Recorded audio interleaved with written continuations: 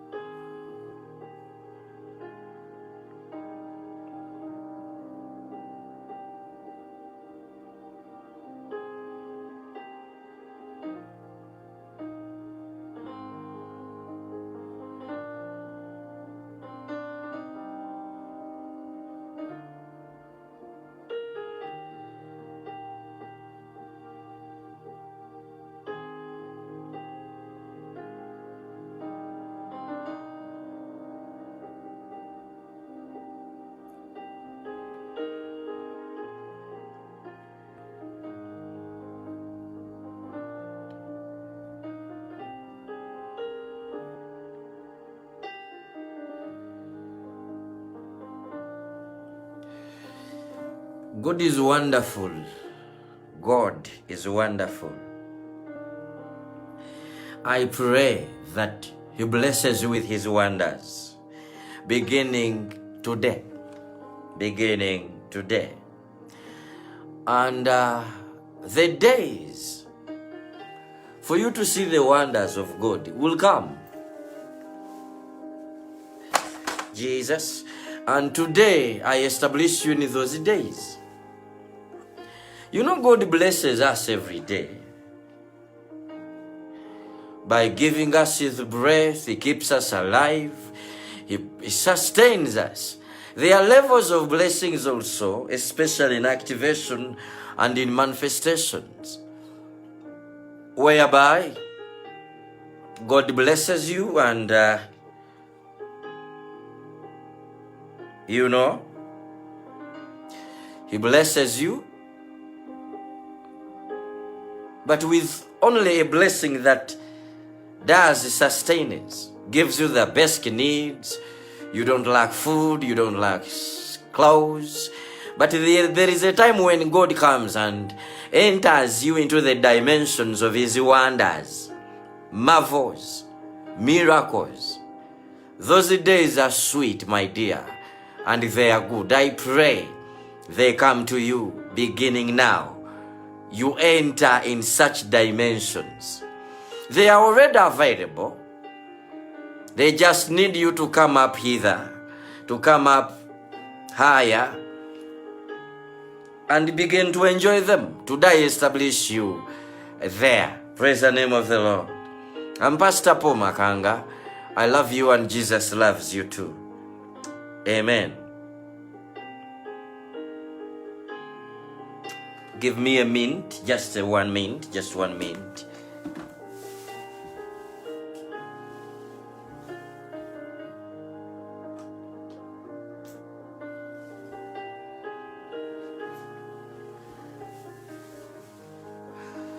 I'm back. Did I take long? Of course not. Yeah, praise the Lord. I am going to preach from the book of Mark, chapter 14, verse 3 to 9. And being in Bethany, in the house of Simon the leper, as he sat at meat, there came a woman having an alabaster box of ointment of spikenard, very precious, and she broke the box and poured it on his head. And there were some that had indignation within themselves, and said, why was this waste of the ointment made? For it might have been sold for more than 300 pence, and have been given to the poor. And they murmured against her. And Jesus said, let her alone. Why trouble ye her? She has wrought a good work on me. For you have the poor with you always, And whensoever you may do them good, but me you have not always. She has done what she could. She's come aforehand to anoint my body to the burying. Verily I say unto you, wheresoever this gospel shall be preached throughout the whole world, this also that she has done shall be spoken of for a memorial of her. Praise King Jesus. Praise King Jesus. My dear friend, watching me or listening to me, there is something I would like you to understand. Activation, you know I'm preaching about the blood of Jesus. I reached a section where I'm preaching about activation. A section that propels you, that compels you, that moves you to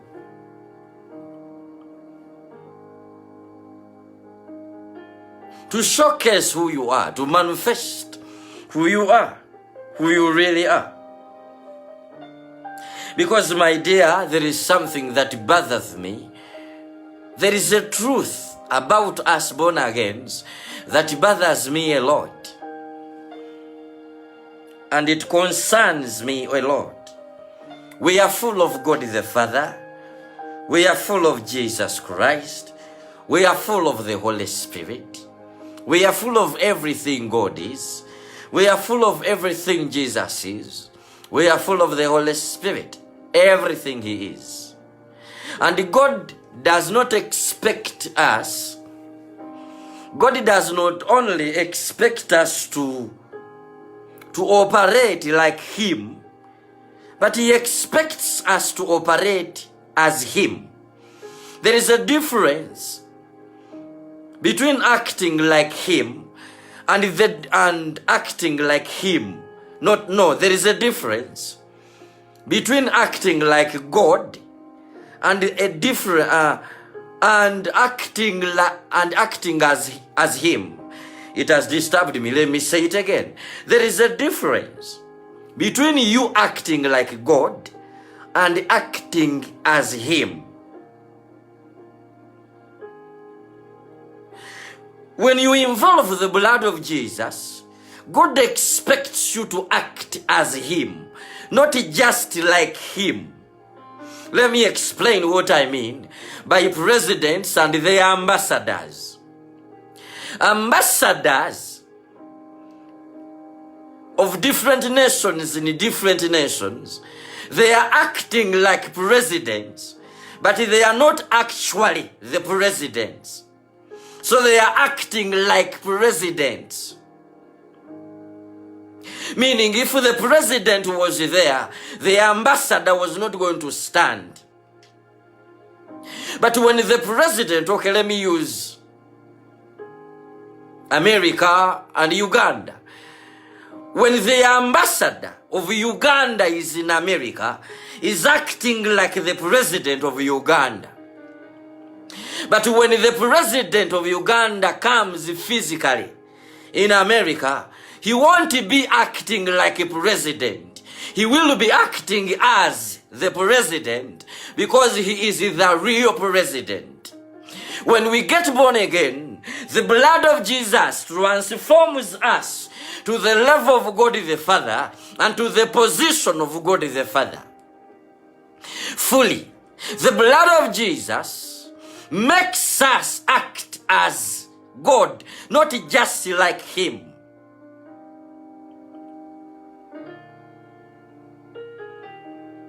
I know you might take me to that scripture that says we are ambassadors of Christ.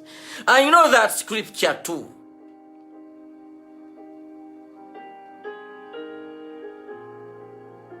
That one means when you go somewhere, you do what God has told you to do. You are His ambassador. You are there in His place.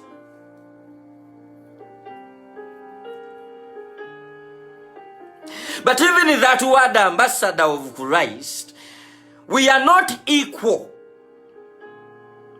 with these ambassadors of nations.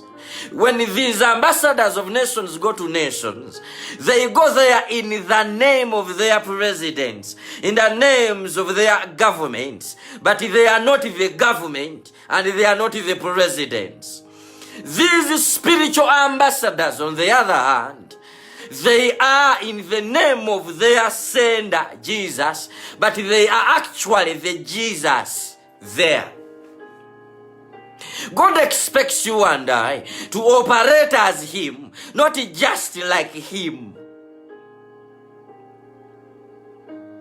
And you know, you might also remind me of what Jesus said when he said, that which I see my Father do, I do. Jesus was acting as an ambassador because he was obeying his Father. But today is not on God just doing whatever he does as an obedient person. No. He's operating as God. When Jesus died on the cross and rose again, he stopped being serving God obediently. He's not obeying to his Father now. Because he was returned to the former glory. Before he died on the cross, he had to obey because he was not in his original glory. He was stripped off of all his positions and his possessions and his glory. When he rose again, he went back to his former glory as God. Today, Jesus doesn't have to obey to the Father because now they are one. They are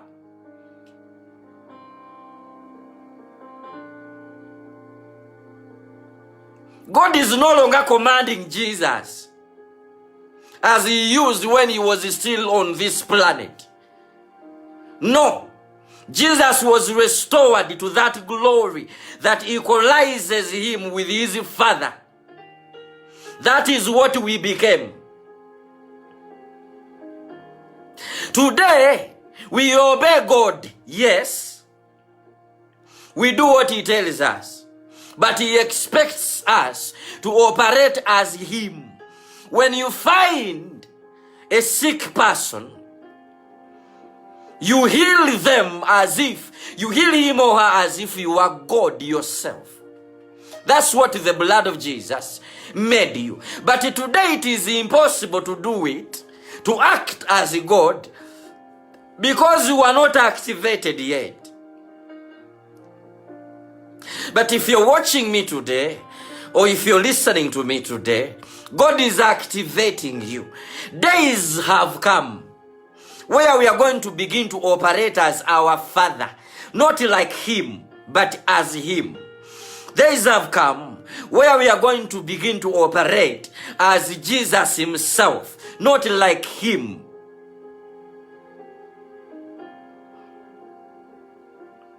Days have come where we are going to begin to operate as the Holy Spirit, not just like him.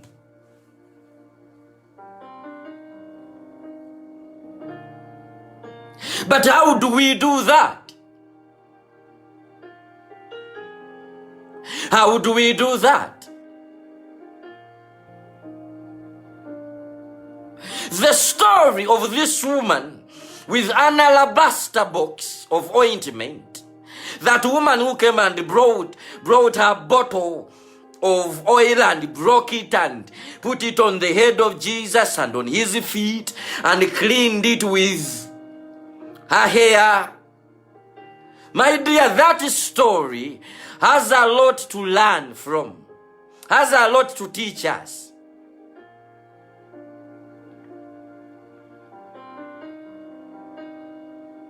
Remember, she was a prostitute, a well-known sinner. Yesterday I called her a sinful sinner. You know, there are two types of sinners that I've discovered. They are sinful sinners, and they are holy sinners, righteous sinners. The sinful sinners, those are the ones who believe that they are sinners, and everyone who knows they are sinners, and everyone calls them sinners. Holy sinners and righteous sinners, on the other hand, are those people who believe. They are those people who commit sin. They are also sinners, but they condemn other sinners. They judge other sinners, and they crucify other sinners. Like in that story of Mark chapter 14, verses 3 to 12. There were those holy sinners who had invited Jesus for dinner. They were also sinners, but because they had Jesus in their midst, they had the guts to condemn this prostitute woman. When she came, they didn't want to invite her. This woman came uninvited. She wasn't invited on this function because it was a function of the elite ones, a function of holy sinners. If you were not invited, you were not supposed to come. They thought they were the greatest, holiest people because they invited Jesus, and Jesus had honored their invitation. So here comes this woman, a sinful sinner. Everyone in the city and in the community knows her as a sinner. Even when she came and did what she did, these people, the holy sinners in quotes, the righteous sinners in quotes, they condemned her, they judged her, and they wondered if what they thought Jesus was real. Because they wondered if this Jesus was really a prophet, he would have known who the person touching him is. And Jesus said, I know her. But Jesus said something that these people didn't understand. He said, this woman has come to anoint me for burial. Let me remind you of this Jesus, the nature of this Jesus. Though Jesus was in the body, he wasn't a human being. Remember the way he was conceived in Mary's womb. God came and put him in the womb of Mary. God made Mary pregnant without the involvement of Joseph, her husband, to be. This Jesus didn't have any little blood, any drop of human blood, even his body parts. Though he was in human form, he wasn't a human being. Though we say he was 100% man and 100% God, but my dear, he was 200% God. This human form of him was just operation. He was operating as a man 100%, but he wasn't a human being. When this woman of the oil, of the alabaster box, came and anointed his head, Jesus came, Jesus said, she has anointed me for my burial. In other words, this woman was activating the body of Jesus into a body that is capable of dying. Remember, Jesus had come to die for us, but he was in a body that doesn't die, because his body was divine. He came with that body from heaven. In heaven, heavenly bodies don't die.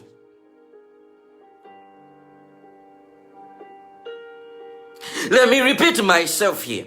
Jesus had come to die for us, But he was in a body that is immortal, that he does not die. Because he wasn't conceived in the womb of Mary after the manner of man. There was no blood, there was no human blood in him. That body was from heaven direct.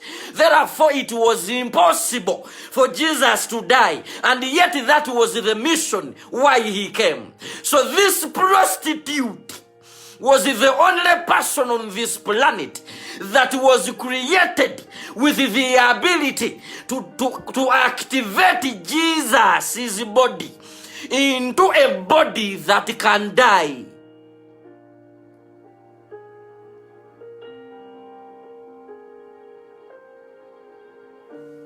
Did you know that before? You know, I'm teaching about being activated. Yes, Jesus had this mission. He had come for that purpose. All heaven knew he had come to die for our sins. But remember, he was having an incorruptible blood in him, which blood cannot die. He was living in a body that is divine, that is heavenly, that cannot be killed, that cannot die. That body had to be activated, had to be transformed into a body that can die. And there was no man on this planet or woman that was capable of transforming that body of Jesus that is incorruptible into a body that can be dead. If this woman had not anointed Jesus, Jesus was not going to die at all. He was going to live here forever. But here is what I want you to understand. Praise King Jesus. Praise King Jesus.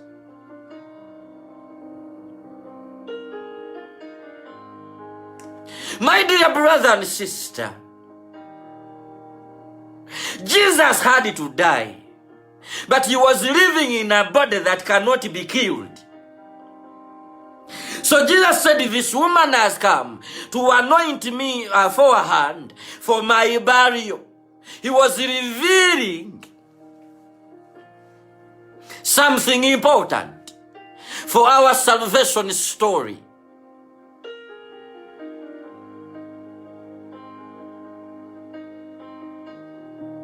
But my question is, what did that woman hear within her that compelled her and propelled her and gave her all that boldness and confidence to come and anoint Jesus with all her sins?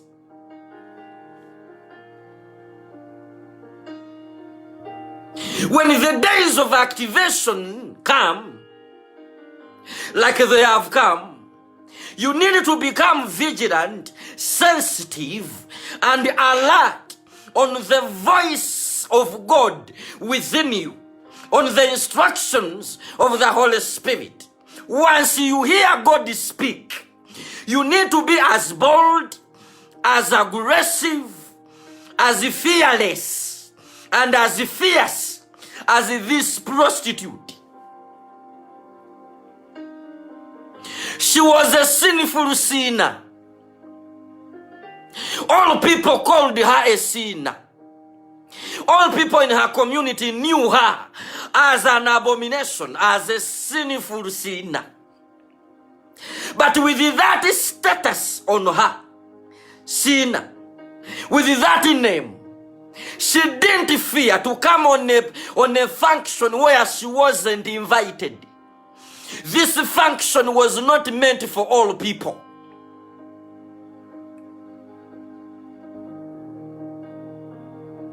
She wasn't like Jesus, who was invited to attend. Nobody invited that woman with the alabaster box. She represented all of us, sinners in the whole world. When she gave away her alabaster box, she was giving away our sins to Jesus. And she was anointing him. She was empowering him to die. She was transforming his body that was immortal and divine into a natural body. But how bold was she? What did she hear? What came over her? What came into her mind? What propelled her to pass past all odds and all hurdles and resistances, and to rise high above her sinful nature and status, her sinful public eye? What made her come to Jesus? God compelled her. The Spirit of God convicted her. She had something within her that we don't know. She either had the voice of God, but let me use conviction. She was convicted to come and do it to Jesus. She thought she was coming for her sins alone. She was representing all sinners in the world. She brought her sins to Jesus. They condemned her. They ridiculed her.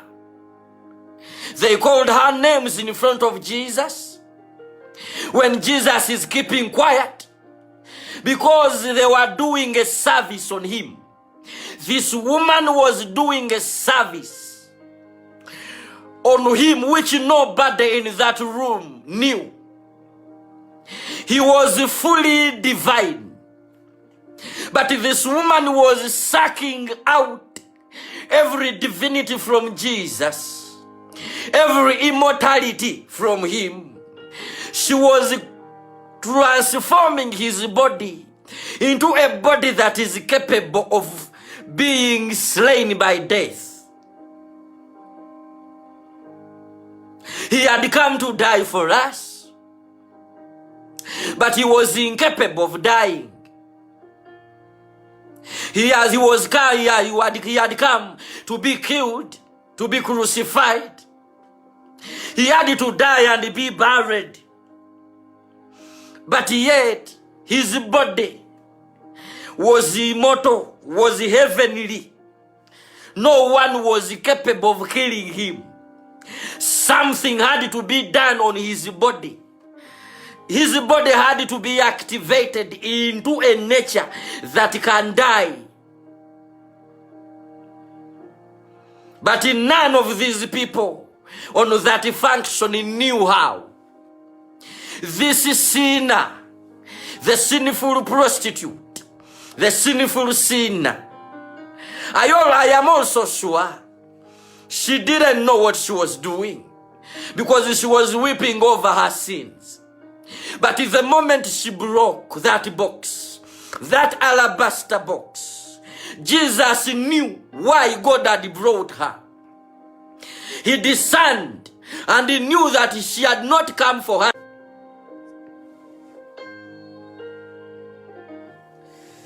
Jesus, Jesus, Jesus. Praise Jesus. When Jesus saw her walk into the room, he stopped eating. He stopped drinking. And he pulled out his leg and allowed her to access him. He allowed her to access his head. She anointed him on the head and on the legs. In other words, this woman was killing Jesus. She was killing the nature in Jesus that was not going to allow him to die. And she was giving him the sinful nature that can die. Because the wages of sin is death. There was no way Jesus was going to die because he wasn't a sinner. This woman, by anointing Jesus and removing that oil by her hair, she was transferring her sinful nature into Jesus, and she was sucking every holy nature from Jesus' body. By the time she left that room, remember, she came in a sinner, she left a holy person. Jesus said to her, "Go in peace, your sins are forgiven, thy sins are forgiven thee. Your sins are forgiven you." When he saw her come in the room with that box of oil in her hands, Jesus knew what exactly she had come to do. Remember, he had a body that was impossible to die because he was not conceived as a human being. He was conceived by God in the womb of Mary. Jesus didn't have any DNA of humans. He was heavenly. He was God in a human form. Therefore, there was no way he was going to die for us, because there was not even a single sin in him. There was no way death was going to be capable to kill him, because he was a holy man, a righteous, a pure, and a perfect man. So it took this sinful prostitute to come and transfer her sins into the body of Jesus, so that he will be capable to die. When she anointed him, she was activating him into a nature that can be killed. She was accepting him to die. She was anointing him to die. She was empowering him to die. He was empowering his body to die for a while. She was transferring all the sinful nature of human beings into the body of Jesus, so that death will be capable to kill him.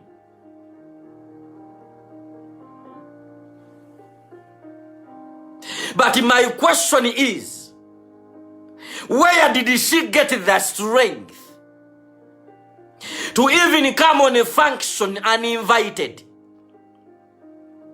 Where did she get the boldness to anoint her creator?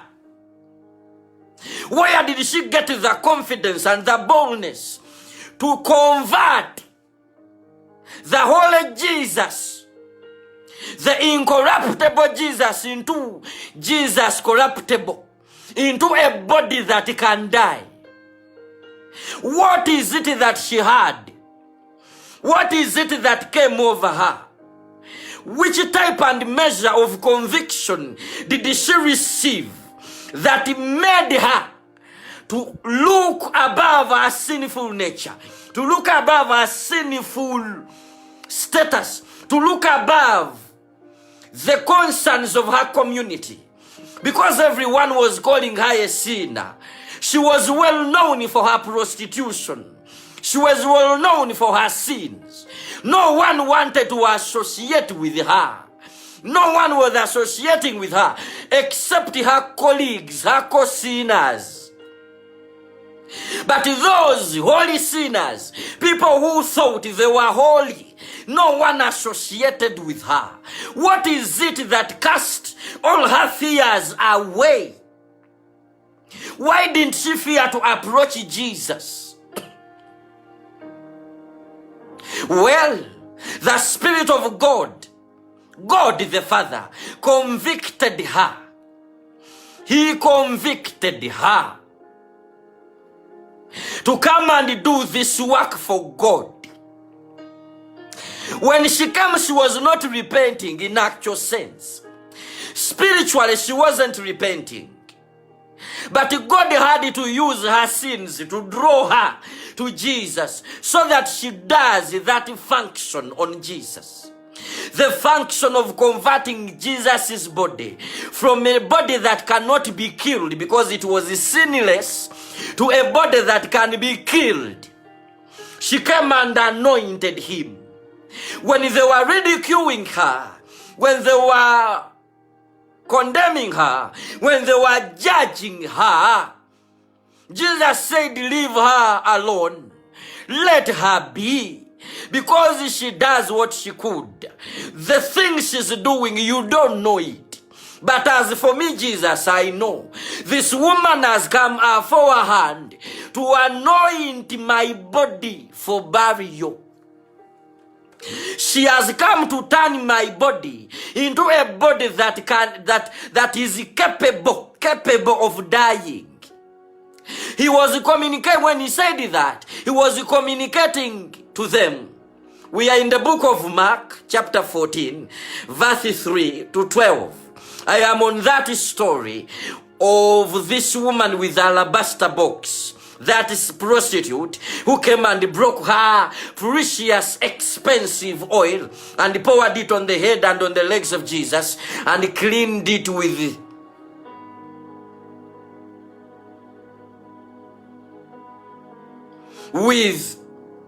her hair. If you are Catholic, they normally do that thing on sick people in the Catholic faith.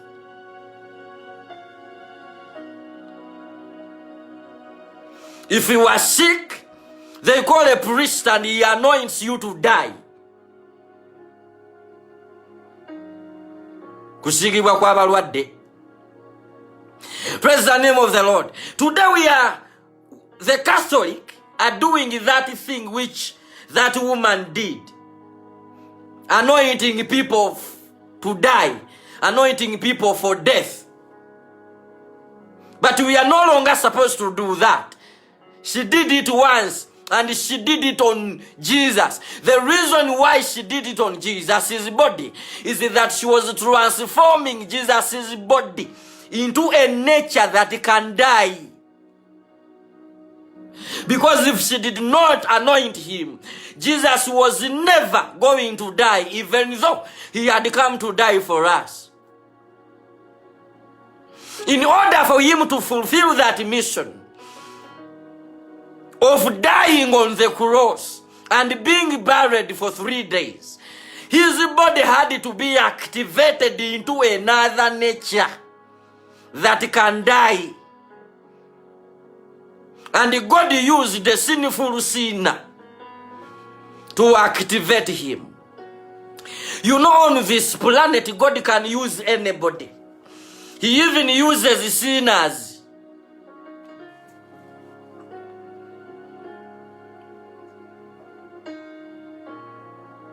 If they are willing to give him his sins, rather their sins. There is no one on this planet. And there are so many things that are done by the people of God that we don't understand.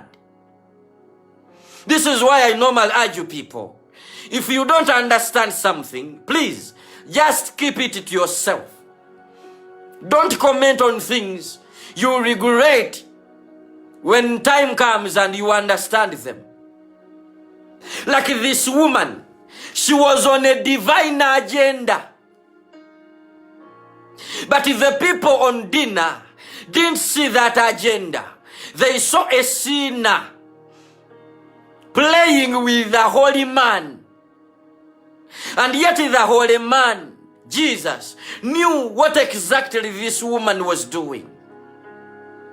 Probably you're hearing this for the first time. It has been a secret for generations. But in this series of the blood of Jesus, because today's episode is 73, we are in this section where I'm teaching about being activated. We are full of God the Father within us. We are full of Jesus Christ. We are full of the Holy Spirit. But I'm sorry to say that our God is dormant within us. He doesn't operate as a God.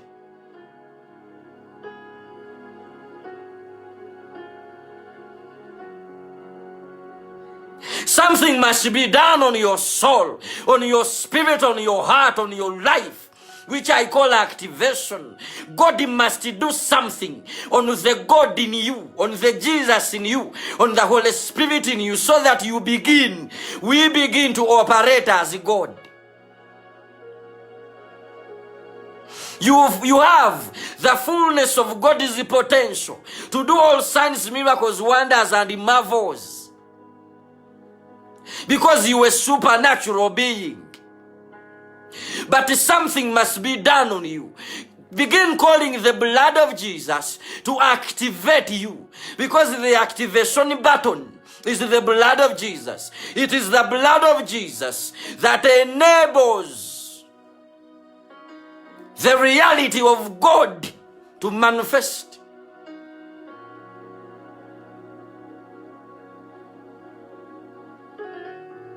This woman activated the body of Jesus from a body that cannot die to a body that is capable of dying. And Jesus witnessed it. And when everything was done, when she had finished to transfer her sins, all of her sins, into the body of Jesus by anointing him, this is where the transfer happened. Remember, she had a bottle. That bottle, because it was precious and expensive, it represented her inner nature. And her inner nature was sinful.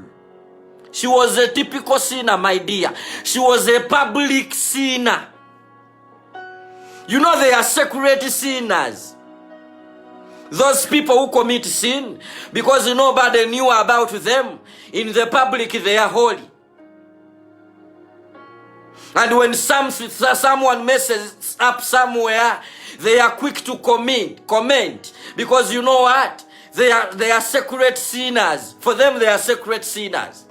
If I am a pastor and I mess up somewhere, the whole world can comment ugly on me because my sin became public. They forget they are also sinners, but just because they are secret sinners, they are private sinners.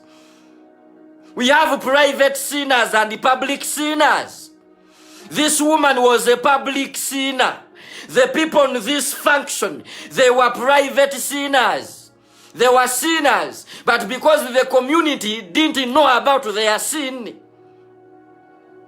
so they commented on her, they ridiculed her, they judged her, they condemned her. The pastors and men and women of God, we judge on media, we comment on media, we comment ugly on media, we judge, we condemn, we ridicule, we attack on media because of her, because of the little messes they messed in. Their sin went public, they are now public sinners. Now us, the private sinners, we pretend to be holier than them. We attack them on media. We speak nasty against them. We comment ugly on them. We judge them. We attack them. You know, we ridicule them. We condemn them. We even judge them by death. We want them dead. We even want to stripe them of their callings. We want them to stop being prophets, being apostles, being evangelists, being servants of God. We want them to stop serving God because you know what? They are now public sinners and we are private sinners. Nobody knows about our sins, so we judge the public sinners. This woman was a public sinner. The entire community knew about her story.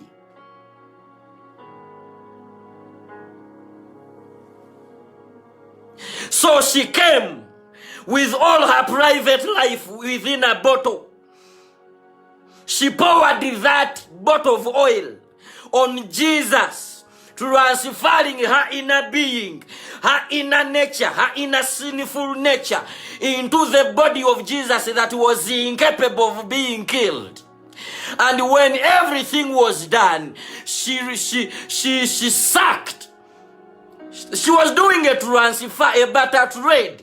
She gave her sinful nature to Jesus, and Jesus gave her his holy nature. How do I know that? After pouring that oil on her, on him, she got her hair and removed the anointing from the head of Jesus and from the legs of Jesus. She gave it to him as sinful anointing, as sinful nature. When she was removing it by her hair, because that is how women grow their hair. They put things in their hair, they enter into their bodies, and then they manifest as glory on them, as hair on them. So she cleaned that oil from the legs of Jesus by her hair. She was now taking the holy nature of Jesus. This is why when she finished cleaning that oil from Jesus, a woman who came in sad, her countenance changed.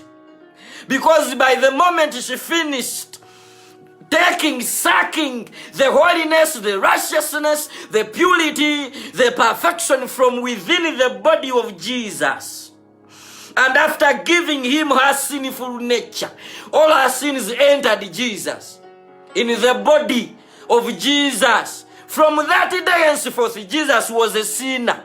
He was living in a sinful body. So, the woman changed all of a sudden.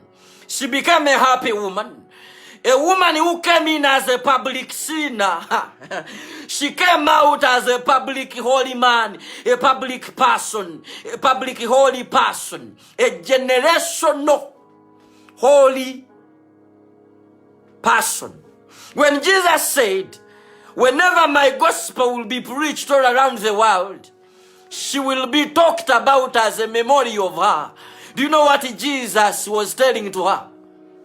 To us, that woman was given the holiness, the purity, the perfection, the righteousness of all generations, of all people who are going to believe what is the body of Jesus was going to provide after death.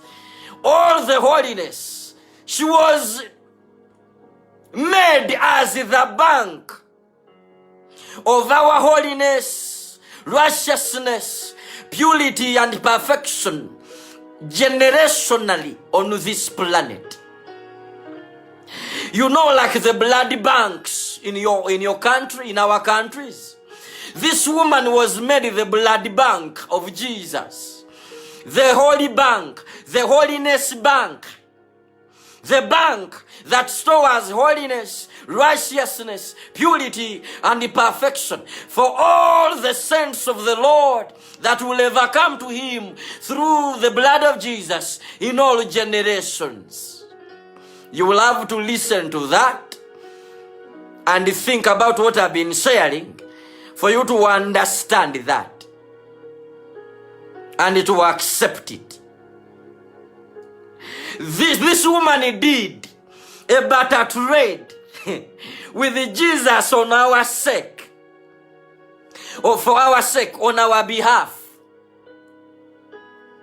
She transferred all her sinful nature into Jesus, and she received the holy nature, the righteous nature, the purity, the pure nature, the perfection nature of Jesus within her. She left a holy person, a righteous person, a perfect person.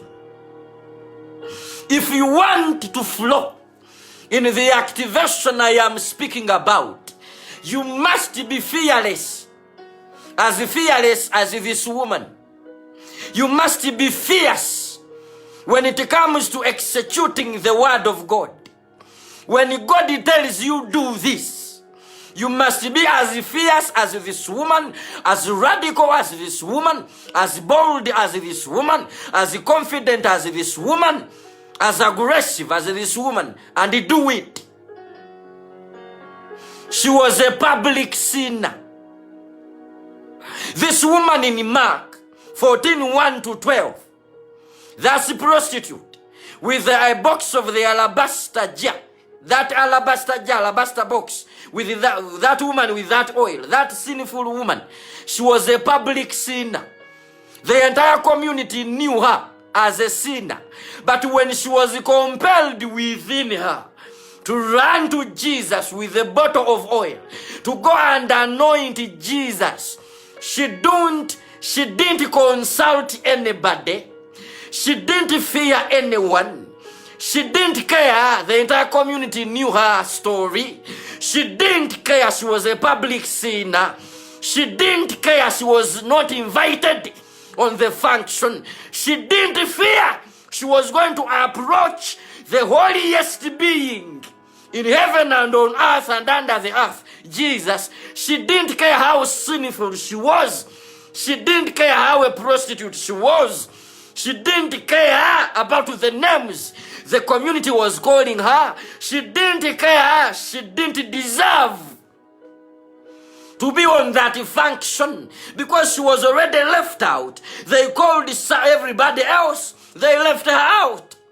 But she came. She didn't care whether they would stop her on the door from entering.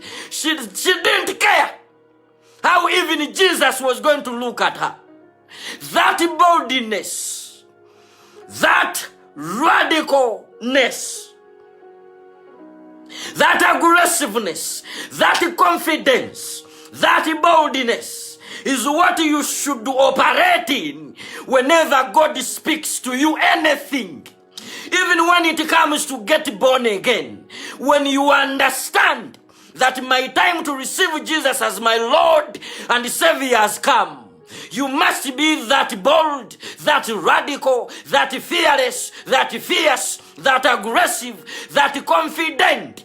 And you go to Jesus and tell him, you know what, Jesus, from today henceforth, I receive you as my Lord and Savior. Don't care whether you are a prophet, a priest. You shouldn't care whether your parents are atheists. You shouldn't care whether you are a well-known man in your denomination. You don't care. You shouldn't care whether you were a celebrity.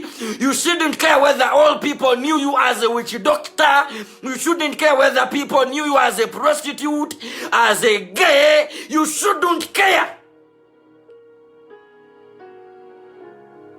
When God speaks to you, anything, don't care whether it's a new era that you are starting.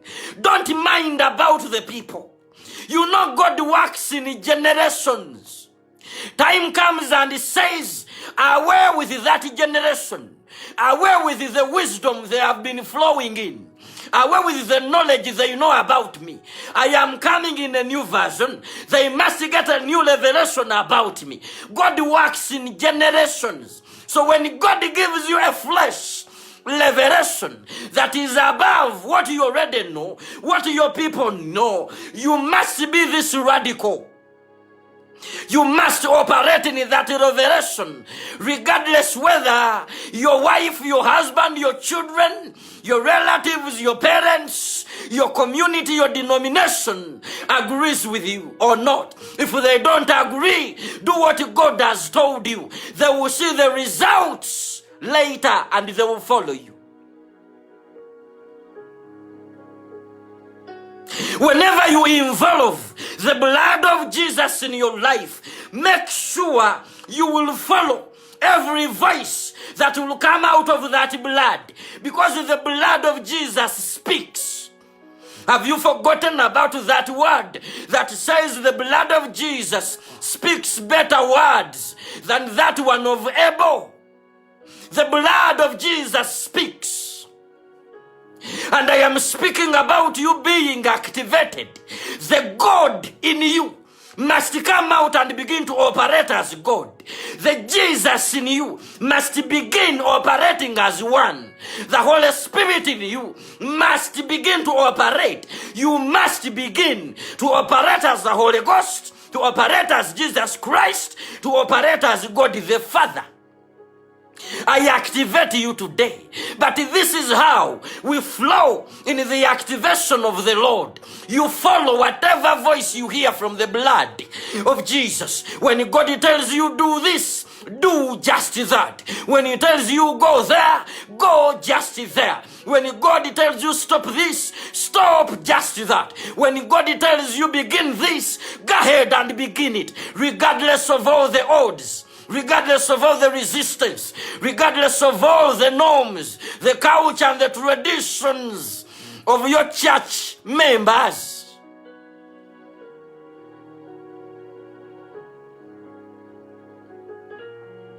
Do you want to tell me it was easy for this woman, a public sinner?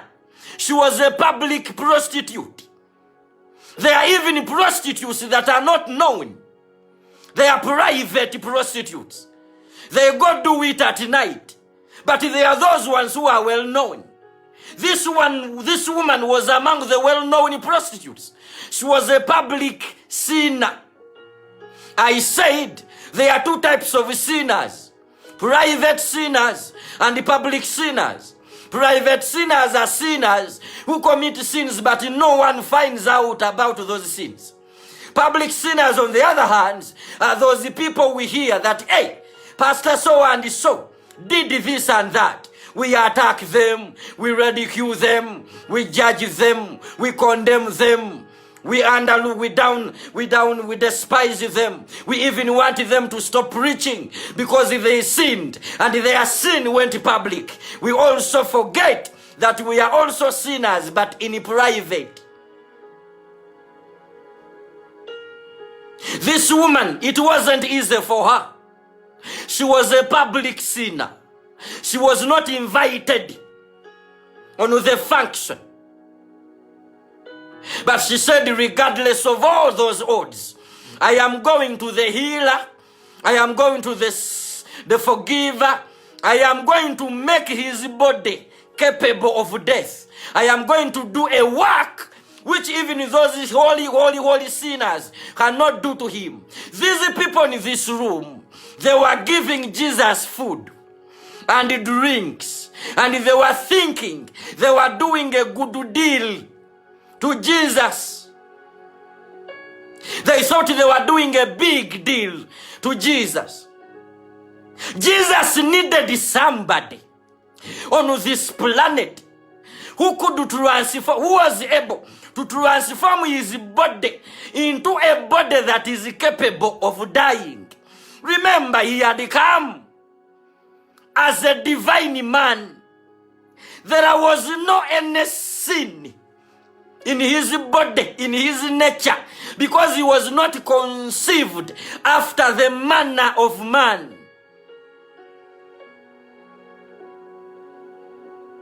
When we want children on this planet, husband and wife have to meet in their manner and they get children.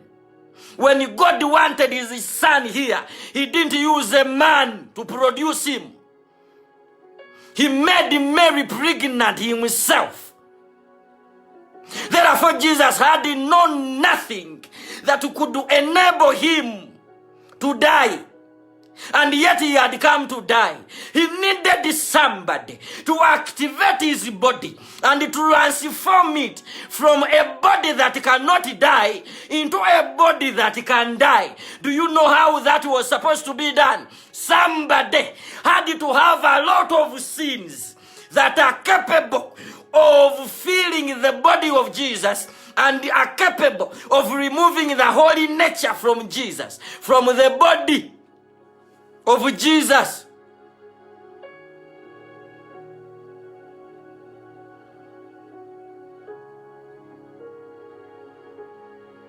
Praise the name of the Lord Jesus. Jesus had come to die for us, for our sins. But he had come in a body that cannot die. Then how was he going to die? How was he going to die when he was in a body that was immortal, that was supernatural, that was heavenly? He needed somebody with enough sins with enough sins to go and suck every holy nature, every pure nature, every righteous nature, every perfect nature from his body. He wanted somebody who was capable of transferring his or her sins in his body, so that when his time to die and to be buried comes, Jesus will be capable of dying. And God chose this sinful sinner. God chose this public sinner, the prostitute, a woman whom the entire community knew about her story. She was the only one qualified to transfer our sins into the body of Jesus and to suck the holy nature, the life of God in Jesus for us. And this woman did a good job. She came with her bottle that represented her sinful nature and broke it and poured it on Jesus, thereby transferring her sinful nature into the body of Jesus. And after transferring that, Jesus also made a transfer of his holiness, of his righteousness, of his purity, and of his perfection into that woman by allowing her to clean that oil from his head and from his legs by her hair, so that I was but at red. The woman gave her our sinful nature, and Jesus gave her his holy nature. She represented all sinners on this planet. She activated the body of Jesus from a body that cannot die into a body that is capable of dying. My dear, this is why even Jesus said, this woman is going to be remembered forever, because she was a big deal to Jesus. She did something to him which no one was capable of doing. And she's now acting as the bloody bank of Jesus on this planet. Jesus said, wherever my gospel will be preached, she will be talked about as a memorial for her.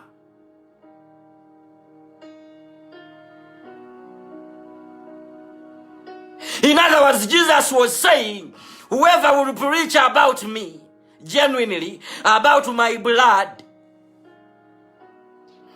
he will have to understand what that woman represents.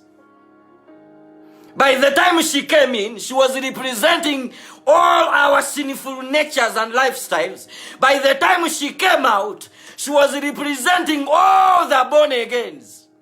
Jesus was saying to all generations, now since she has made me capable of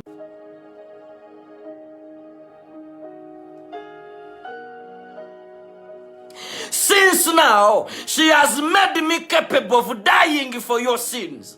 She has transformed my body from a divine body into a sinful body, from an immortal body into a perishing body, a body that can die. Now I am capable of dying for all humankind. I am going to die for them. That's what he meant when he told these people at the function that don't ridicule that woman, don't blame her. She has come to make me capable of dying. She has come to anoint my body for burial. So Jesus was saying, if you know what she has done, you are ought to thank her. Because without her, I was not going to be capable to die for people, even though I had come to die for them. Because I came in a body that it doesn't die. Jesus' body was not a human body. Even his blood was not a human blood. That man came from heaven direct into the womb of God. No one slept with Mary. No one made Mary pregnant. No man on this planet made her pregnant for Jesus. God himself acted as a man, and he made Mary pregnant. So Jesus, his father, was God himself. The blood he had in him was the blood of God. Therefore the body, because our human bodies come from our blood, our human bodies come from the blood of our fathers. That is why when they are checking your DNA, they are not checking you with your mom. They check you with your dad. Because you possess the blood of your dad. You came from the loins of your dad. So Jesus came from the loins of God, his father, our father. He had a body that was developed from his own blood, from his very blood, which was incapable of dying. No one could kill him. Because even in death was not capable of killing him, because he was sinless. The reason why death is capable of killing people, it is because their bodies are sinful. They are in sinful natures. Jesus, on the other hand, didn't have any sin, neither was his body of a sinner. He was holy, righteous, and pure, and perfect, even in a human form. God needed to use someone to transform, to disfigure the body of Jesus from a body that cannot die into a body that can die for a while.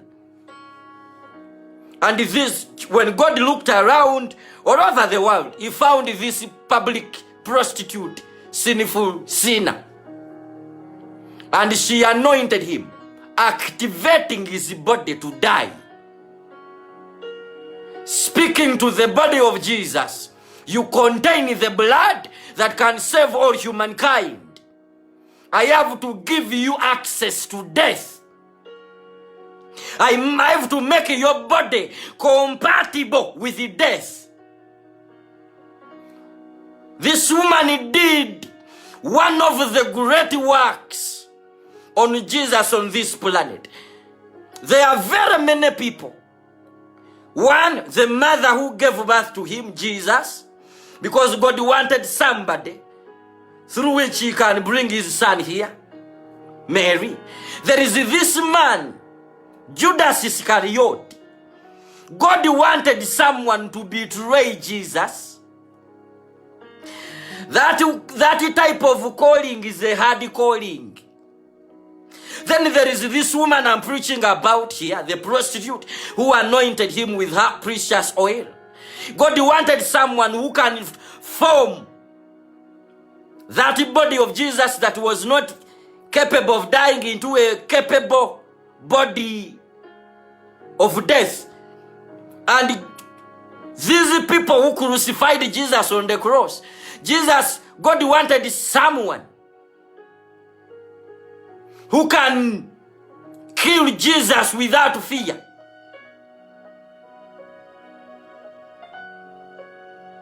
There is also this man who pierced Jesus with a spear.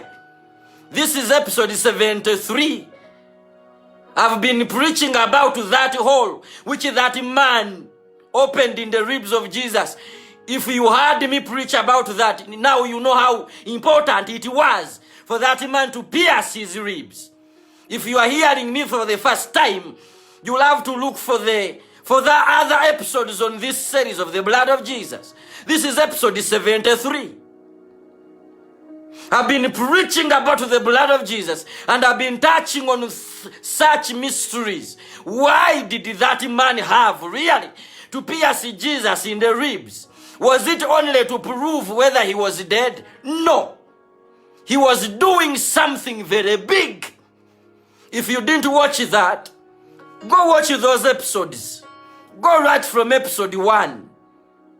You will understand things that will make you the richest, even if you are the oldest in your family today, even in your community. She did a wonderful job. by reforming this body of Jesus into a body that is compatible with the sins, that is compatible to receive the wages of sin, to receive death. Jesus had to receive death for us to live. But his body was incapable of receiving death. It wasn't compatible with the sins, which sins can give you wages that is called sin, rather death. And the woman anointed him and activated him that way. Here, this woman, do you want to flow in the supernatural of God? Begin to act recklessly in your faith, fiercely, fearlessly.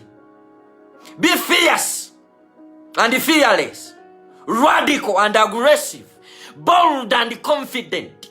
Whenever you hear any conviction from the Holy Spirit, follow it to the brim.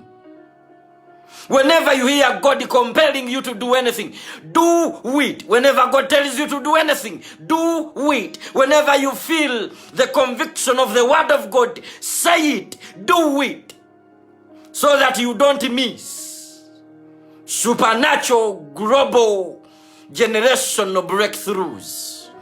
I am Pastor Paul Makanga. I am here every day preaching such mysteries. It is the blood of Jesus, episode 73. I love you and Jesus loves you too. If you are not born again, you need this blood that I'm preaching about for all the blessings therein to come your way. Therefore, if you want Jesus to be your Lord and Savior, I know you need him. Say these words with me. Now, say, Lord Jesus, I give you my life. Save me today. I believe you died and rose again. With my heart and with my mouth, I confess you as my Lord and Savior. Lord, remove my name from the book of the dead and write it in the book of life. From today henceforth, I am born again to live again. Holy Spirit, fill me up as a seal to my salvation, which I have received today. In Jesus' name, amen. You want to be activated and operate as God and operate as Jesus, as the Holy Spirit on this planet. Be radical. Be radical. Be bold. Be confident. Be fearless and be fierce.